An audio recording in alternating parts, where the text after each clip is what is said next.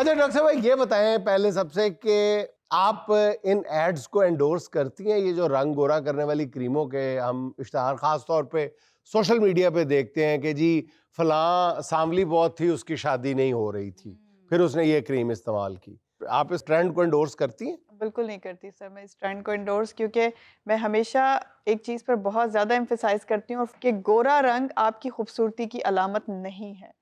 लेकिन कुछ ट्रेंड इस तरह का चल निकला है कि जिसका रंग गोरा नहीं होता है, वो उसे ऐसा लगता है कि वो ना तो उसकी शादी हो पाएगी, ना वो दुनिया में हाँ। सरवाइव कर पाएगा, ना ही उसके लिए अच्छे रिश्ते आएंगे। कुछ हमारे जो मुआशरा है ना, उसकी भी मेंटालिटी ऐसी हो गई है कि मतलब आपका रंग गोरा नहीं होगा तो आप खूबसूरत नहीं दिखेंगे। लेकिन डॉक्टर साहब जितने डर्मेटोलॉजिस्ट हैं या स्किन स्पेशलिस्ट हैं, जितने एस्थेटिक्स के एक्सपर्ट्स हैं, वो भी तो उनका मेरा ख्याल है कि 80-90% जो एम्फेसिस है या वो वजन कम करने पे होता है या इसमें रंग होता है गोरा रंग गोरा करने पे। करने पे। अगर आप बात रंग गोरा की करें तो आप देखें बहुत सारी ऐसी रिनाउंड हमारी वर्ल्ड वाइड सेलिब्रिटीज हैं जिनके रंग सांवले, ब्रिटिश या डार्क स्टिल हाँ। हैं और वो बहुत अच्छा काम कर रही हैं और वो रिनाउंड भी हैं। ऐसे ही। लेकिन हमारा कुछ एशिया का ही ट्रेंड है कि अगर रंग गोरा है, आप अगर बात कर रहे हैं, ये हम पर इल्जाम ना दें कि हम लोग इस चीज पर एम्फेसाइज करते हैं। बेसिकली हम ट्रेंड को फॉलो करते हैं,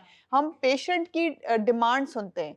हमें सामने से पेशेंट आके डिमांड कर रहा है कि मुझे कुछ भी नहीं चाहिए, मुझे सिर्फ रंग गोरा चाहिए। तो हमें क्या करना है सर, बीइंग अ डॉक्टर, हमने अपना पेशेंट सुनना है, हमने अपने पेशेंट को एड्रेस करना है। आजकल तो वैसे काफी सारे डॉक्टर जो है ना, मतलब मजाइया भी आने लगे हैं। तो एक डॉक्टर के पास किसी बंदे ने जाकर कहा जी मुझे भूख नहीं लगती, तो कहता अपनी रोटी मैंने जाया कर। आप 4 क्लिनिक्स पे काम करती हैं, पता नहीं आप तो लास्ट जब मेरा ख्याल 1 महीना पहले आई थी तो 4 थे, अब 6 हो गए होंगे आपके क्लिनिक। आप ये बताइएगा कि ये जो मुख्तलिफ स्किन प्रोसीजर्स हैं, ये देखती हैं कि फलां को फलां सूट करेगा या ये देखती हैं कि फलां की जेब उसकी मुतहम्मल हो सकती है या नहीं? वैसे आपके पहले जुमले के बाद ना मैं एक्सपेक्ट कर रही थी अगला ये जुमला।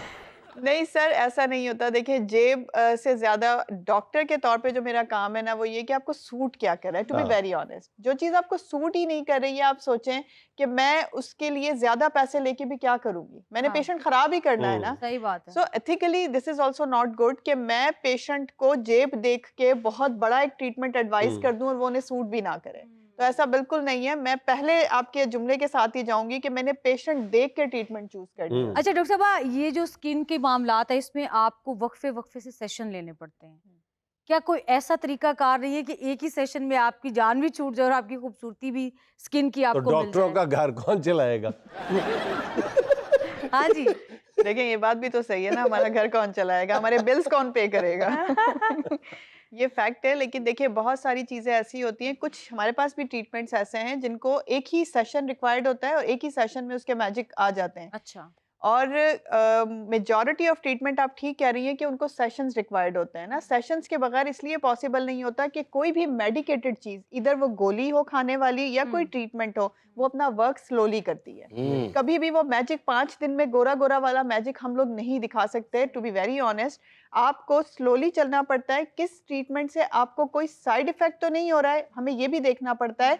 1 वीक, 15 डेज या फिर मंथ के गैप से बुलाने का मकसद सिर्फ ये होता है कि वो ट्रीटमेंट आपकी स्किन को, आपकी बॉडी को सूट किया भी है कि नहीं। सो सेशंस रिक्वायर्ड होते हैं हर उस ट्रीटमेंट के लिए जिसमें हमें पेशेंट के लिए केयरफुल होना पड़ता है। अच्छा डॉक्टर साहब, अब ये जो इलाज आ गए हैं स्किन के, ये मुख्तलिफ फॉर्म में आ गए हैं। जैसे ग्लूटाथायोन को ले लें, ये इंजेक्शंस में भी है, ड्रिप्स में भी है, एम्प्यूल टैबलेट्स फॉर्म में में भी भी है, है, क्रीम की बिल्कुल। फॉर्म में भी है। तो आप मुझे ये बताएं कि क्या जब हम इसको डिफरेंट फॉर्म में यूज करते हैं, एम्प्यूल्स में भी है, तो क्या इस सब चॉकलेट्स में भी है। तो इन सब का असर एक जैसा ही होता है? देखिए जितनी भी ट्रीटमेंट्स है ना वर्ल्ड वाइड ही आप देखें मुख्तलिफ फॉर्म में आती हैं। कुछ टैबलेट फॉर्म में है, कुछ क्रीम फॉर्म में है, कुछ इंजेक्टेबल भी हैं। अब ये है कि अगर हम एस्थेटिक की दुनिया की बात करते हैं ना, तो एस्थेटिक की दुनिया में हम लोग कंबाइंड ट्रीटमेंट पे ज्यादा बिलीव करते हैं। अच्छा। यानी कि अगर हम इंजेक्टेबल दे रहे हैं तो साथ में हमने ओरल भी देना है, साथ में हमने कुछ सिरम्स या क्रीम अप्लाई करने के लिए भी देने हैं। लेकिन इसमें डिफरेंस क्या होता है बेसिकली कि आपने पेशेंट को देखना है कि रिक्वायरमेंट कितनी है, पेशेंट की डिमांड कितनी है और आपको क्या लगता है कि आपके पेशेंट के लिए इस वक्त कौन सी चीज़ ज़्यादा सूटेबल है। फॉर सपोज अगर पेशेंट बहुत अच्छा, मुझे लगा अगर आप ग्लूटाथायोन की बात कर रही हैं, पेशेंट की डिमांड है मुझे ग्लोई स्किन चाहिए, मुझे इवन टोन चाहिए, या वही जो हमारा टॉपिक है हॉट टॉपिक के, जी मुझे गोरा रंग चाहिए, तो उसके लिए पेशेंट का हमने स्किन चेक करनी है कि क्या उसे रियली बहुत सारी चीज़ों की नीड है, क्या हमें इंजेक्टेबल से ही स्टार्ट करना पड़ेगा डायरेक्ट, या सिर्फ खाने वाली ट्रीटमेंट से काम चल जाएगा।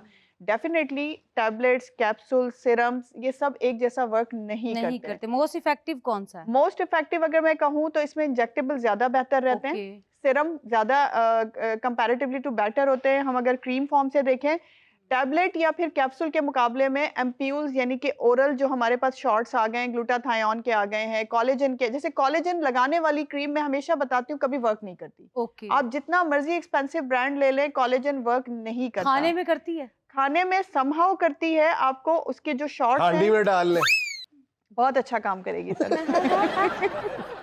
फिर आपकी किचन में एंट्री बंद हो जाएगी आइंदा से। तो वो बेहतर यही है कि आप उसको ओरल फॉर्म में अगर लेना चाहते हैं तो उसके ओरल शॉट्स आ गए, आप उसे पीने के फॉर्म में यूज़ कर सकते हैं। और इंजेक्टेबल कोलेजन इलास्टिन बहुत बेस्ट होता है। खाने वाली टैबलेट इतनी वर्क नहीं करती जितना कि आप अगर उसको इंजेक्टेबल लगवाएं तो। अच्छा डॉक्टर साहब ये बताइएगा कि ज़ाहिर है डर्मेटोलॉजिस्ट से पूछा जा सकता है, ये जो नाखूनों का मामला है, नाखूनों की वो कौन सी खराबी है जिसकी तरफ आपको फौरी तौर पे सीरियस होकर तवज्जो देनी चाहिए कि यार ये ठीक नहीं है, जो किसी और बीमारी को इंडिकेट करती हो? कौन सी बीमारी? ब्रिटलनेस ऑफ नेल हम जिसे कहते हैं। आपके जो नेल्स हैं उसमें अगर वाइट रिजेस पड़ना शुरू हो जाएं, आपके नेल्स की शेप अगर चेंज हुई हुई हमें नजर आती है, जैसे कि आपका ये नॉर्मल जो नेल है ये स्पून की तरह उठा हुआ नजर आए, तो हमें फौरी तौर पे इंडिकेशन होती है कि हम डेफिनेटली अपने पेशेंट का वर्कअप करवाएं फॉर डिफरेंट डिजीजेस। जैसे बहुत सारे ऐसी होती हैं लंग्स डिजीजेस में आपके नेल्स की शेप चेंज हो जाती है, बहुत सारे कैंसर्स ऐसे होते हैं जिनमें आपके नेल्स की शेप चेंज हो जाती है। बाज़ दफा नाखूनों में झुर्रियां, यानी 50-60 साल के बाद तो होता ही है, रिंकल्स पड़ जाती हैं। रिंकल्स पड़ जाते हैं। अच्छा, नाखूनों पे झुर्रियां आ जाती हैं, मतलब नाखून भी बूढ़े हो जाते हैं? नहीं सर, उसकी बात नहीं कर रहे थे कि वो तो एजिंग हमें पता है कि आफ्टर, लेकिन अगर इससे वक्त से पहले अर्ली एज में ये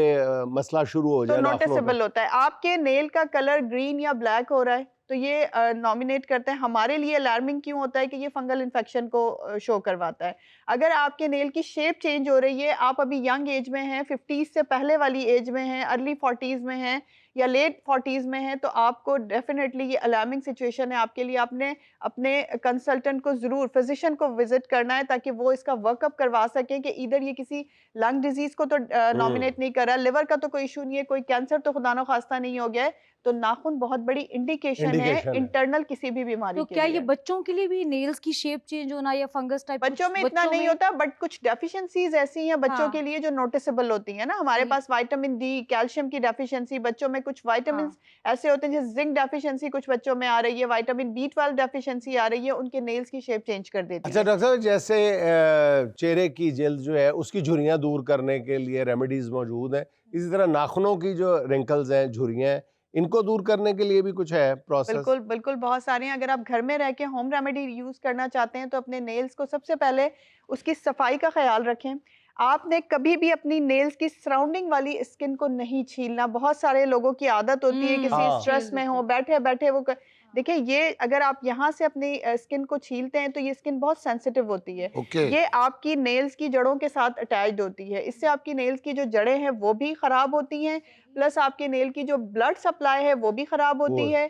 दूसरी बात ये कि आपकी शेप खराब हो जाती है। और जो लोग नाखून चबाते हैं, बाज बच्चे, बाज बड़ों को भी आदत होती है। बिल्कुल ऐसे ही है, ये सबसे खराबी, बिल्कुल बिल्कुल खराबी है ये बहुत ज्यादा। हमारे मतलब ऐसा होता था कि मेरी जो अम्मा है ना, मेरे एक भाई को आदत थी, मेरी अम्मा क्या करती थी, उसके नेल्स पे ना लाल वाली मिर्चें लगा देती कि अब बेटा इसको करके देखो जरा, तो उसकी हैबिट काफी हद तक कंट्रोल हुई है। जिन्होंने बाज नहीं आना होता ना, जो अंगूठा चूसने की आदत होती है बाज लोगों को, तो माएँ वो लगा देती हैं, मिर्चें लगा देती हैं, वो नाल गोलगप्पा रख के खा जाते हैं। सर वो बस होम रेमेडी बताएं। होम रेमेडी भी इसको कहीं ना कहीं प्रिवेंट करती है। जैसे लहसुन बहुत अच्छी एक होम रेमेडी है फॉर द नेल्स। आप लहसुन को यूज कर सकते हैं। गार्लिक, एक जवी उसकी लेनी है लहसुन की, उसे छील के आपने अपने नेल्स पर उसको बकायदा उसका आप ये कहें कि फाइल जैसे हम करते हैं ना फाइलर से, हाँ। उस तरीके से हाँ। आपने अपनी नेल्स को करना है। उससे आपकी रूट्स पे भी लग जाएगा वो, और आपका नेल हेल्दी भी हो जाएगा, क्योंकि उसमें सल्फर मौजूद होता है, वो आपके नेल्स को ग्रोथ देता है। पहली बात। दूसरी बात ये है कि उस लेसन की वजह से आपके नेल्स शाइनी हो जाते हैं। जी, तो अब बारी है सुहाना का सवाल मेहमान से। इसमें हम आपको 4 ऑप्शंस देंगे, एक आपने सेलेक्ट करनी है। सवाल ये है, स्किन की हिफाजत के लिए क्या लगा के सोना चाहिए? ऑप्शन नंबर 1, नाइट सॉफ्टनर लगा के। ऑप्शन नंबर 2, अर्के गुलाब लगा के। ऑप्शन नंबर 3, कानों को हाथ लगा के। ऑप्शन नंबर 4, मोबाइल चार्जिंग पे लगा। या किसी को दाव लगा के। देखिए, अगर आप मेल्स की बात कर रही है तो थर्ड ऑप्शन इज गुड, यानी कि कानों को हाथ कानों लगा को के। हाथ लगा के, ओके।